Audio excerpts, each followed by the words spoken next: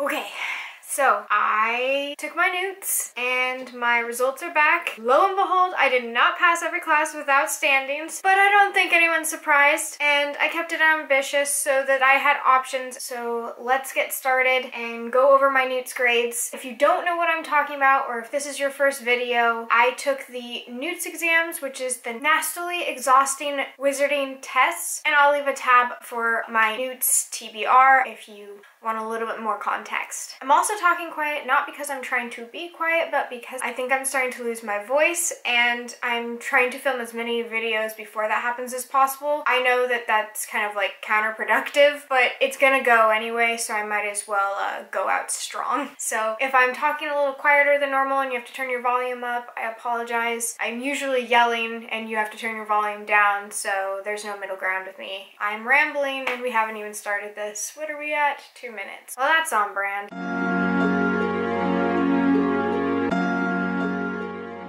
So because I already have a TBR, I'm not going to go over what I plan to read. I'm just going to tell you what I did end up reading and give you my final grade on that. So first off was arithmecy, and to get an acceptable in arithmecy, I had to read a book of at least 300 pages. I will say some of my books did get rearranged from my original plan. I'll leave 2 pictures here of what it was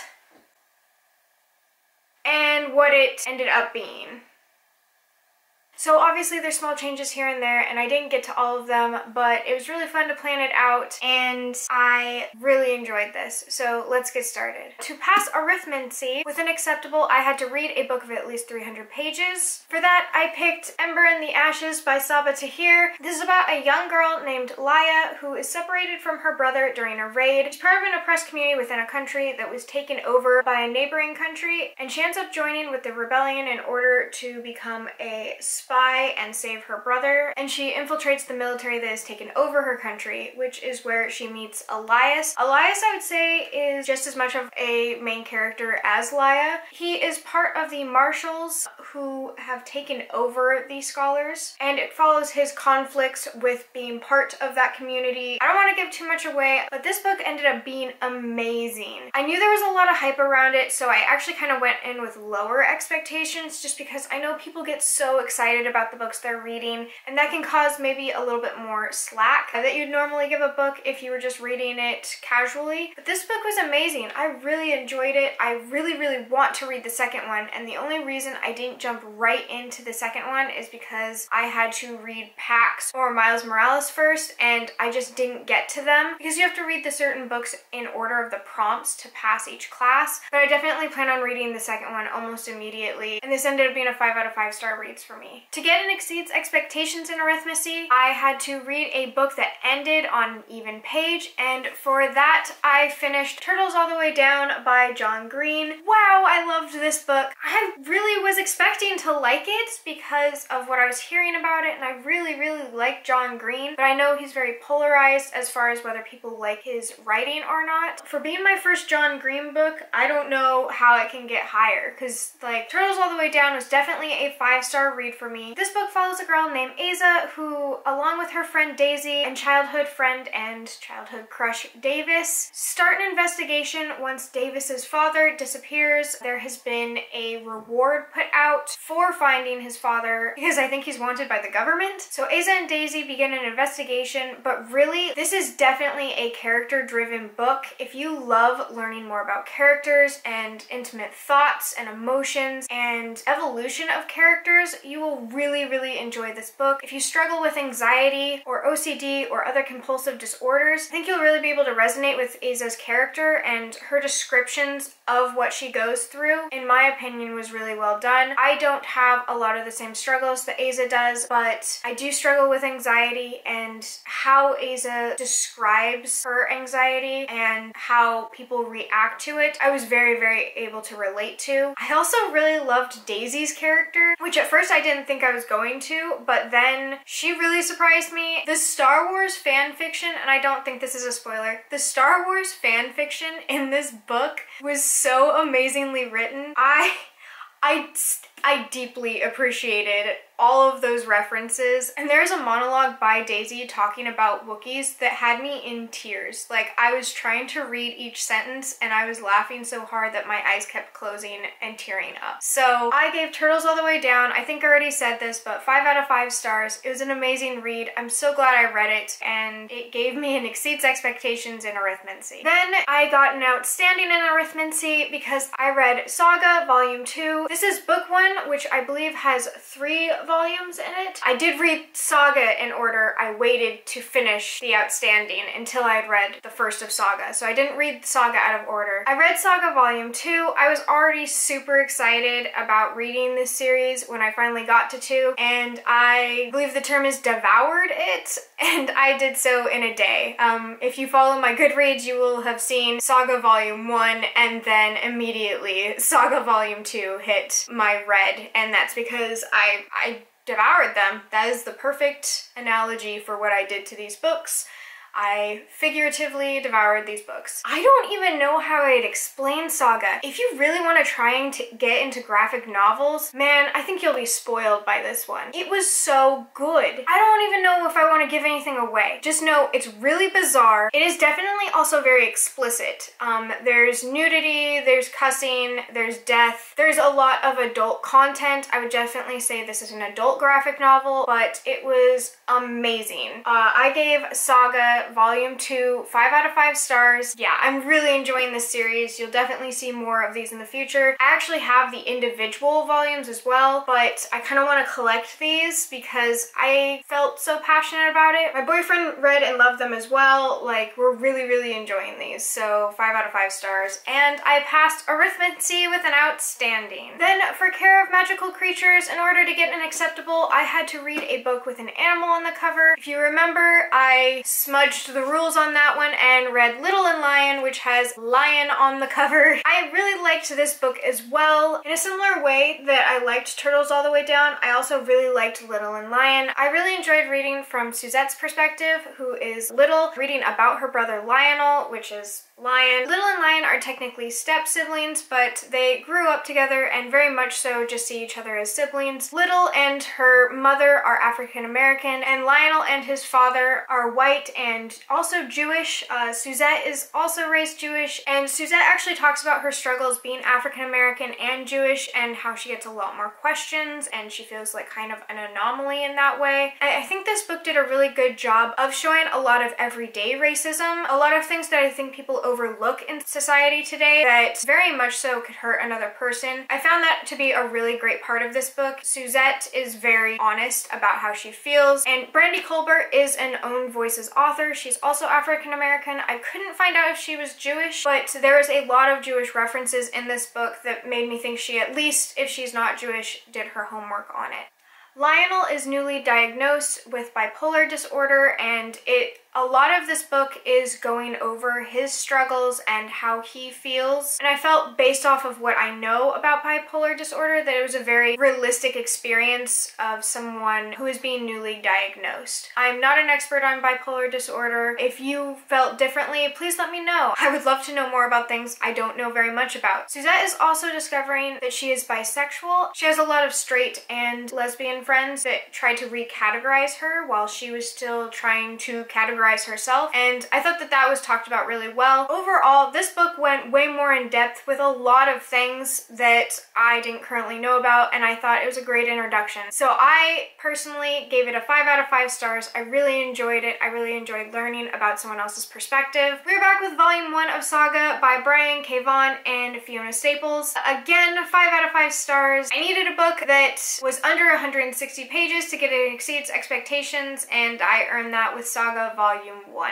Then, to get an outstanding in Care of Magical Creatures, you needed to read a book with a dragon involved in any way. I read Tea Dragon Society by Katie O'Neill. I thought it was a really interesting premise. It was light, it was calming. It's about dragons who like create tea, and each dragon creates a different type of tea, and they're like really high maintenance and you have to take care of them. They're pretty much cats. I completely adored Tea Dragon Society. I hope they do more. If there's not another one happening, like, don't even tell me. Like, I'm not ready to hear about it. It really also presented really good friendships, morals, it had diversity, both with race and sexuality. Yeah, I just thought it was really cute. Really freaking cute. I gave Tea Dragon Society by Katie O'Neill 5 out of 5 stars. Take a look at the cover again. Ain't it adorable? I'm done gushing about the Tea Dragon Society. Then for charms, in order to get an acceptable, which is all I got in charms, was to read a book with magic in it. And this book was so magical. Oh my gosh, guys. This is The Girl Who Drank the Moon by Kelly Barnhill. It won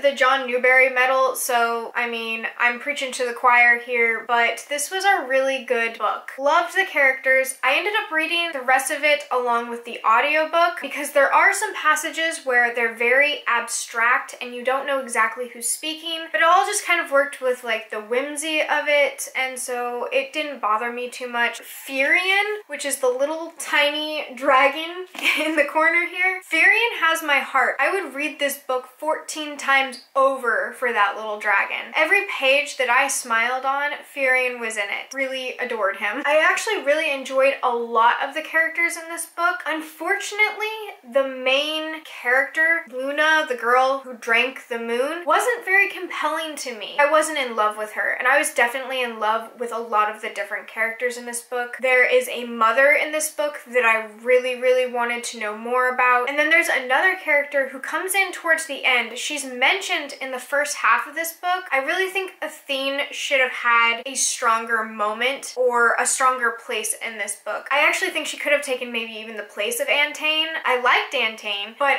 I just really liked Athene. I wanted to know more about her, so I really enjoyed the magic in this book. But the things that did bothered me enough to take it down a couple of stars because I wanted more. At the ending, I still craved that. Like, I didn't feel fulfilled. I feel like a lot of the beginning of the book should have maybe just been exposition and then it lead into the second half of the story and we get more background way in the past. So the plot for me was kind of a little wobbly and standing on its stilts. The characters I really wanted to know more about, and overall I ended up giving this book 3 out of 5 stars, but I still highly recommend this book. It felt magical to me. It felt like an old folklore tale, and I think that you would really enjoy it. Then for Defense Against the Dark Arts, it kind of ended up just being a nostalgia class. I didn't get to the other 2 books on this list. I just reread Lioness Rampant by Tamara Pierce. I have no complaints. Lioness Rampant is an excellent ending to the Lioness Quartet by Tamara Pierce. It follows Alana. Because this is the last in the series, I'm not gonna say much more about it, but this quartet is really close and near and dear to my heart. Alana is one of my main role models. I find her so independent and appealing. Yeah, she was definitely someone I looked up to growing up. Rereading her, I got the same feelings. I think these books are a 5-star read even if you don't have any nostalgic feelings like I do. I think if I really pull myself back and think objectively, this is still a 5-star read, but I suggest reading the first one first. So Lioness Rampant by Tamara Pierce got 5 out of 5 stars. I got an acceptable in Defense Against the Dark Arts, and that was to read a book that was last in a series. Back to my gray cover. I got so many great recommendations for a gray cover that I ended up not picking one. By the time the video was up, I was already kind of going on these books. I added a lot of your recommendations though to my Goodreads. There was a lot that I'd never heard of, so thank you guys so much for your recommendations. I found a lot of books I'm now really interested in reading, and so your recommendations did not go to waste. I am just slow. I ended up accidentally reading a book with a gray cover, but we'll get to that in a second. I'm digressing. I ended up taking Herbology, which was not on my original list. I don't know how it happened, and it ended up being Beautiful Darkness by Fabian Velmont. Wow! This book haunted me. I read it twice. It was really good. I think I really liked it.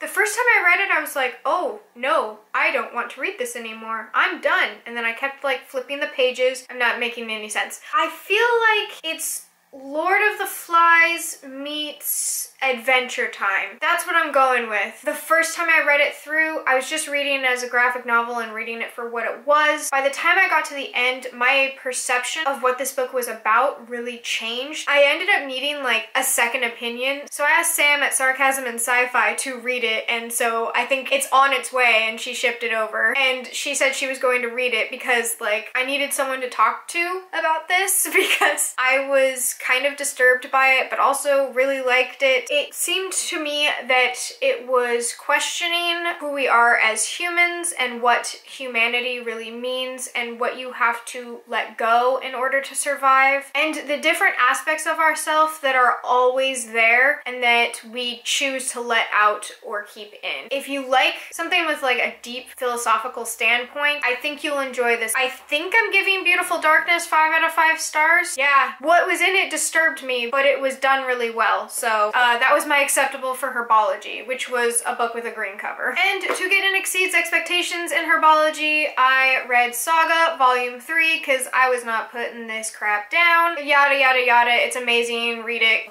Yes.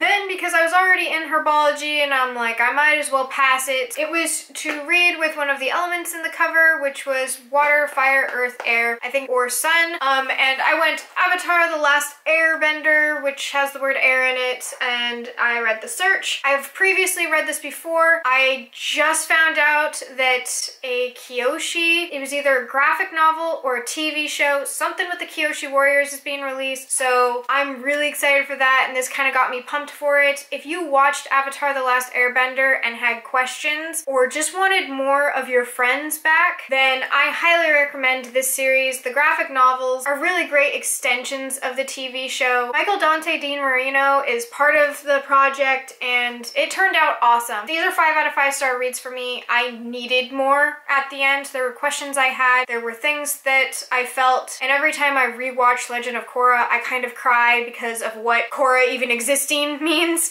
So I reread these books and I really enjoyed this one. And then I continued reading them because I was like kind of on a kick and they're quick reads. Ended up reading The Promise. You might be wondering, you already passed Herbology with an outstanding, why'd you keep reading this one? And it has a great cover, guys. I found it. I did it. Yes. Look at me. I read a book with a great cover. It's not one you guys recommended. I'm super sorry about that. How frustrating.